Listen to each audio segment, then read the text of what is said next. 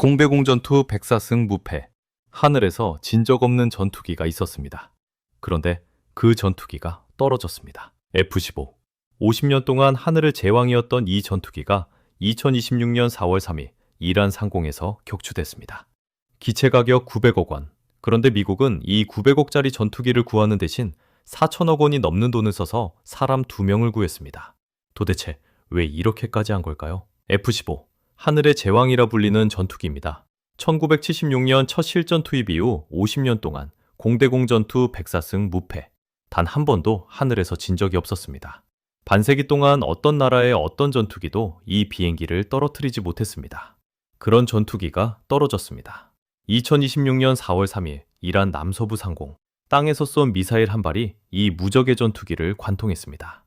영국 레이크니스 기지 소속 494 전투비행대의 F-15E 스트라이크 이글. 2003년 이라크전 이후 23년 만에 격추된 미군 유인 전투기였습니다. 미사일이 명중하는 순간 조종사에게 남은 선택지는 딱 하나뿐이었습니다. 사출. 쉽게 말하면 하늘에서 총알처럼 튕겨나가는 겁니다. 좌석이 폭발하듯 기체 밖으로 튀어나가는데 이때 몸에 걸리는 충격이 중력의 20배입니다. 놀이공원에서 가장 무서운 롤러코스터가 중력의 2~3배 정도이니까 그것의 7배에서 10배에 달하는 힘이 한순간에 온몸을 짓누르는 겁니다. 사출에 성공한 사람들 중에서도 20~30%는 척추가 부러집니다. 살아서 나오는 것 자체가 기적인 셈입니다. 앞좌석 조종사와 뒷좌석 무기체계 장교, 두 사람 모두 이 충격을 견뎌냈습니다. 낙하산이 펼쳐지고 두 사람은 이란 한복판 산악지대에 내려앉았습니다. 살아있었습니다. 하지만 거기는 적국의 한가운데였습니다. 이란은 즉시 현상금 9천만 원을 걸고 혁명수비대를 투입했습니다. 두 사람을 찾기 위한 수색이 시작된 겁니다. 그렇다면 미국은 이 소식을 듣고 어떻게 했을까요? 900억짜리 비행기를 포기하고 훨씬 더 많은 돈을 썼습니다. 비행기보다 비싼 게 뭐냐고요? 900억짜리 전투기를 버리고 사람을 구했습니다. 이게 합리적인 결정이라고요? 숫자로 보면 그렇습니다. 미 공군이 F-15E 조종사 1명을 양성하는 데 드는 비용은 약 100억 원이 넘습니다. 기본 비행교육부터 시작해서 전투기 기종별 전환훈련, 전술훈련, 실사격 훈련까지 수년에 걸친 과정을 거쳐야 비로소 전투기 조종석에 앉을 수 있습니다.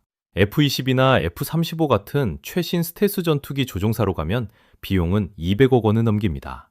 그리고 조종석에 앉은 뒤에도 실전 경험이 쌓여야 비로소 진짜 전력이 됩니다. 그런데 비용보다 더 중요한 게 있습니다. 이 사람들이 받는 훈련의 내용입니다. 미군 전투기 조종사는 시어라는 과정을 반드시 이수해야 합니다. 생존, 회피, 저항, 탈출. 영어 약자를 풀면 이 4단어가 나옵니다. 약 3주짜리 과정인데 내용은 3주라는 기간이 무색할 만큼 극한입니다. 산악지대에 던져져서 먹을 것 없이 생존하고 적의 수색을 피해 도주합니다. 그 다음은 모의 포로 수용소에 들어갑니다. 여기서 신문을 당하고 수면을 박탈당하고 좁은 공간에 감금됩니다. 실제 전쟁포로 상황을 몸으로 겪는 겁니다. 이 과정을 가르치는 시어 스페셜리스트의 양성 과정은 5개월 반이 걸리는데 탈락률이 80%에서 90%에 달합니다. 들어간 10명 중 한두 명만 살아남는 과정입니다. 왜 이렇게까지 시킬까요? 적에게 잡혔을 때 기밀을 지키고 살아서 돌아오게 하기 위해서입니다. 그만큼 이 사람들이 가진 정보와 경험이 국가 안보에 직결된다는 뜻입니다. 여기서 경제학의 개념 하나를 꺼내보겠습니다. 인적 자본, 쉽게 말해서 사람에게 투자된 교육과 훈련과 경험의 총합을 뜻합니다. 공장에서 찍어내는 물건과 달리 사람에게 축적된 이 자본은 복제할 수가 없습니다. F-15 전투기는 돈을 내면 공장에서 새로 만들어줍니다. 하지만 수년간의 훈련과 수천 시간의 비행 경험과 실전에서 살아남은 판단력을 가진 조종사는 돈만으로 다시 만들 수 없습니다. 쉽게 비유하면 이렇습니다. F-15는 소모품이고 조종사는 인프라입니다. 공장은 다시 지을 수 있어도 그 안에서 일하는 송년곰은 하루아침에 만들어지지 않는 것과 같은 이치입니다. 그래서 미국은 900억짜리 비행기가 아니라 그보다 훨씬 비싼 사람을 선택한 겁니다. 경제적으로 따져봐도 당연한 결정이었습니다. 그런데 경제적 이유만이 아닙니다. 조종사를 포기하면 벌어지는 훨씬 더 무서운 일이 있습니다. 적진에 살아있는 조종사를 남겨두는 건 시한폭탄을 방치하는 것과 같습니다. 왜냐하면 살아있는 포로는 적에게 3장의 카드를 넘겨주기 때문입니다. 미국이 4천억을 쓸 수밖에 없었던 이유가 바로 여기에 있습니다. 첫 번째는 정보 카드입니다. 이번에 격추된 뒷좌석 장교는 대령이었습니다. 대령급 무기체계 장교라면 미군의 작전 계획과 교정 규칙, 전자전 주파수 같은 핵심 기밀을 알고 있습니다. 이런 사람이 차라리 신문실에 앉게 되면 어떻게 될까요? 물론 미군 조종사들은 시어 훈련을 받습니다. 수면 박탈과 감금 속에서 신문에 저항하는 3주짜리 극한 과정입니다. 하지만 사출 충격으로 척추가 다친 상태에서 며칠이고 버틸 수 있는 사람은 없습니다. 한 명의 입에서 나온 정보 하나가 전선 전체의 판을 뒤집을 수 있습니다. 1960년 소련에 격추된 U2 정찰기 조종사 게리 파우스는 1년 10개월 동안 억류된 끝에 스파이 교환으로 겨우 돌아왔습니다. 한 명의 포로가 국가 간 거래의 카드가 되어버린 겁니다. 두 번째는 선전 카드입니다. 1991년 걸프전 때 이라크에 격추된 미 해군 제프리 전 중위의 얼굴이 이라크 국영TV에 나왔습니다. 멍투성이 얼굴로 카메라 앞에 앉아있는 미군 조종사의 모습이 전 세계에 방송됐습니다. 세계 최강 미국도 우리한테 진다. 적에게는 이보다 강력한 선전도구가 없습니다. 지금 이란은 미국과 전쟁 중입니다. 만약 미군 조종사가 이란 국영방송에 등장한다면 이란 내부의 전쟁 지지율은 치솟을 것이고 미국 내부의 반전 여론은 폭발할 겁니다. 포로 한 명이 전쟁의 여론 자체를 바꿔버리는 겁니다. 세 번째는 신뢰 붕괴 카드입니다. 이건 돈으로 계산이 안 되는 손실입니다. 미국은 자국민도 구하지 못한다. 이 메시지가 한번 퍼지면 동맹국들의 신뢰가 무너집니다. 지금 중동에는 미군 5만에서 6만 명이 주둔하고 있고 항공모함만 3척이 떠 있습니다. 이들과 함께 싸우는 현지 협력자들이 미국은 위험해지면 사람을 버린다고 판단하는 순간 협력체계가 통째로 무너집니다. 1980년 이란 대사관 인질 구출 작전이 실패하고 8명이 사망했을 때 미국의 군사적 신뢰도가 얼마나 추락했는지를 미국은 뼈저리게 기억하고 있습니다. 조종사는 체스판 위의 퀸입니다. 포기하면 상대방이 그걸로 게임을 바꿔버립니다. 기밀이 털리고 선전에 이용되고 동맹이 흔들립니다. 그래서 4천억은 감정이 아니라 냉정한 계산이었던 겁니다. 그래서 미국은 실제로 어떻게 했을까요? 36시간의 기록을 따라가 보겠습니다. 2026년 4월 3일 F-15가 떨어진 그 순간부터 시계가 돌아가기 시작했습니다. 앞좌석 조종사는 비교적 빨리 구조됐습니다. 격추 후 수시간 만에 미군이 끌어냈습니다. 문제는 뒷좌석이었습니다. 무기체계 장교, 계급은 대령.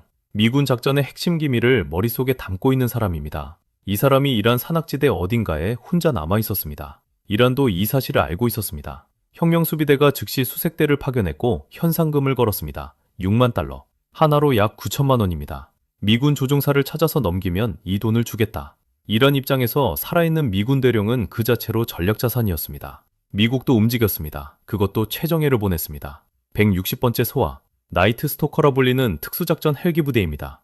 여기에 실팀 6와 파라레스큐맨까지 투입됐습니다. MC-130J 수송기가 이란 영토 안에 전진기지를 세웠고 전자전기가 이란 방공 레이더를 교란시켰습니다. CIA는 이란 내부에 조종사 2명 모두 이미 발견됐다는 거짓 정보를 흘렸습니다. 이란 수색 병력을 분산시키기 위한 기만 작전이었습니다. 첫날 밤 4월 3일 특수부대가 이란 땅을 밟았습니다. MH6 리틀버드 헬기로 산악지대에 침투해 대령의 위치를 수색했습니다. 하지만 이날은 접촉에 실패했습니다. 대령이 어디 있는지 정확히 모르는 상태에서 이란군은 점점 수색 범위를 좁혀오고 있었습니다. 부대는 일단 철수합니다. 이튿날 4월 4일 2차 투입이 시작됐습니다. 그런데 이번에는 상황이 달랐습니다. 추출 지점에서 이란 혁명수비대와 교전이 벌어졌습니다. 대규모 총격전이었습니다. 미 공군이 공습으로 이란군을 저지하는 사이 구조팀이 대령에게 도달했습니다. 전투와 구출이 동시에 진행된 겁니다. 4월 5일 격추 후 36시간 만에 대령은 빠져나왔습니다. 부상 상태였지만 살아있었습니다. 구조팀 포함 미군 사망자는 0명이었습니다. 대신 대가가 있었습니다. MC-130J 수송기 2대가 모래에 빠져 움직이지 못했고 현장에서 자폭 처리됐습니다. 한 대에 1,500억 원이 넘는 기체입니다. MH6 리틀버드 헬기 4대도 의도적으로 파괴했습니다. 장비 손실만 합산하면 약 4,350억 원입니다. 트럼프 대통령은 이렇게 발표했습니다. 미국 역사상 가장 대담한 수색 및 구조작전 중 하나. 사실 미국은 이런 일을 처음 한 게 아닙니다. 1995년 보스니아에서 F-16 조종사 스콧 오그레이디가 격추됐을 때 그는 6일 동안 개미와 풀을 먹으며 버텼고 미국은 해병대를 보내 끌어냈습니다. 1999년에는 역사상 유일하게 격추된 스텔스기 F-117의 조종사 데일 제이코를 8시간 만에 구출했습니다. 수색대가 수백 미터 앞까지 다가온 상황에서였습니다. 패턴이 보입니다. 미국은 어떤 상황에서도 조종사를 놓지 않습니다. 그게 비행기보다 더 비싸더라도.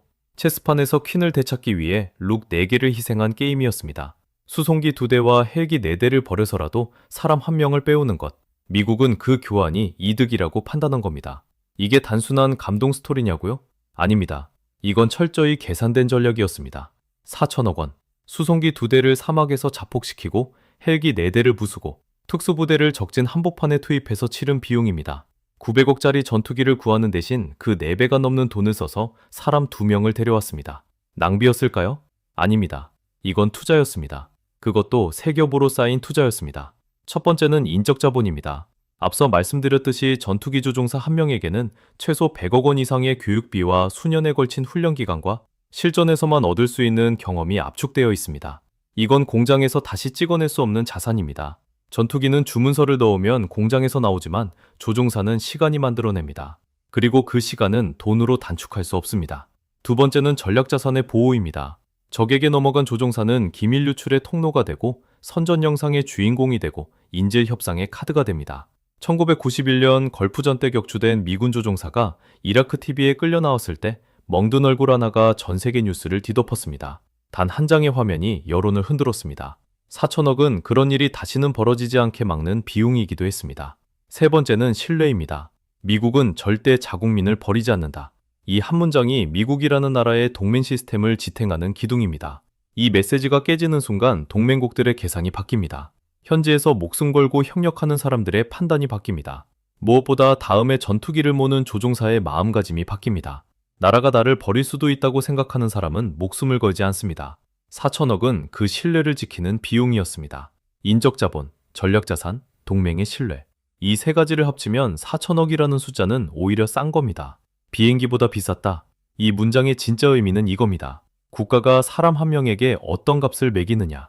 그것이 결국 그 나라의 경쟁력을 결정한다는 것입니다. 미국이 4천억을 쓴 건 감동적인 이야기가 아닙니다. 철저하게 계산된 전략이었습니다. 사람을 소모품으로 보는 나라와 사람을 인프라로 보는 나라. 이 둘은 결국 완전히 다른 미래를 맞이하게 됩니다. 여기서 한 가지 생각해보고 싶은 게 있습니다. 우리나라라면 어땠을까요? 우리면 사람 한 명에게 어떤 값을 매기고 있을까요? 여러분의 생각이 궁금합니다. 댓글로 남겨주시면 감사하겠습니다. 오늘 영상이 새로운 시각을 드렸다면 좋아요와 구독 부탁드립니다. 다음 영상에서 뵙겠습니다.